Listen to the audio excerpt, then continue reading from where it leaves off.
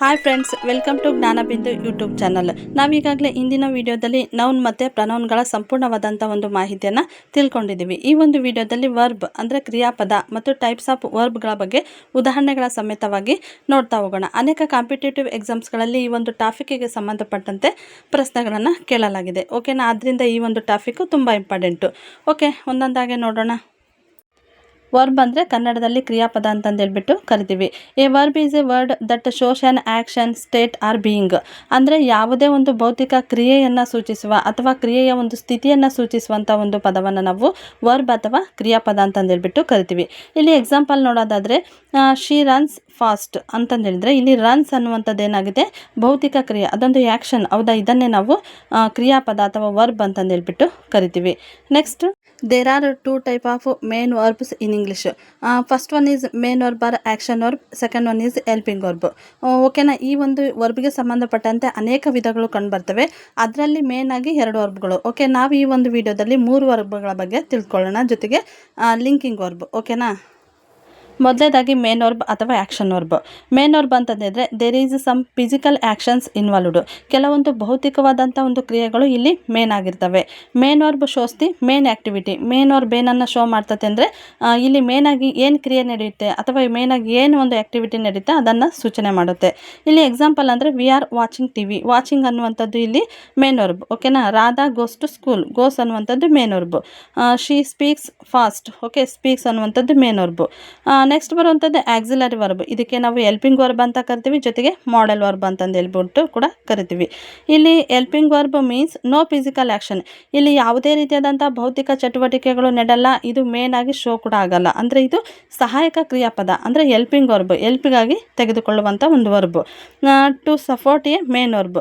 ಇದು ಏನು ಮಾಡುತ್ತೆ ಅಂತಂದಿದ್ರೆ ಆ ಮೇನ್ ವರ್ಬ್ ಇದೆಯಲ್ಲ, ಆ್ಯಕ್ಷನ್ ವರ್ಬ್, ಅದಕ್ಕೆ ಇದು ಸಪೋರ್ಟ್ ಮಾಡುವಂಥ ಒಂದು ವರ್ಬ್ ಆಗಿದೆ.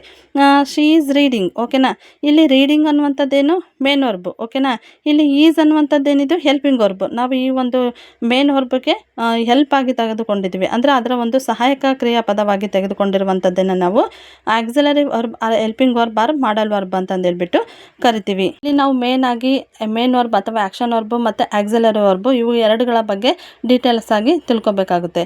ಇನ್ನು ಅನೇಕ ವರ್ಬ್ಗಳು ಬರ್ತವೆ, ಅವುಗಳು ಅಷ್ಟೊಂದೇನು ಇಂಪಾರ್ಟೆಂಟ್ ಅಲ್ಲ. ಅದರಲ್ಲಿ ಲಿಂಕಿಂಗ್ ವರ್ಬ್ ಬಗ್ಗೆ ಸ್ವಲ್ಪ ನೋಡೋದಾದರೆ connection the subject with noun R objective. ಅಂದರೆ ಕರ್ತೃಪದವನ್ನು ನಾಮಪದ ಅಥವಾ ಗುಣವಿಶೇಷತೆಯ ಜೊತೆಗೆ ಸೇರಿಸುವಂಥ, ಲಿಂಕ್ ಮಾಡುವಂಥ ಒಂದು ವರ್ಬನ್ನು ನಾವು ಲಿಂಕಿಂಗ್ ವರ್ಬ್ ಅಂತಂದೇಳ್ಬಿಟ್ಟು ಕರಿತೀವಿ. ಎಕ್ಸಾಂಪಲ್ ನೋಡೋದಾದರೆ ಈಸ್ ಎ ಡಾಕ್ಟರ್. ಈಸ್ ಅನ್ನುವಂಥದ್ದು ಇಲ್ಲಿ ಲಿಂಕಿಂಗ್ ವರ್ಬ್ ಆಗುತ್ತೆ.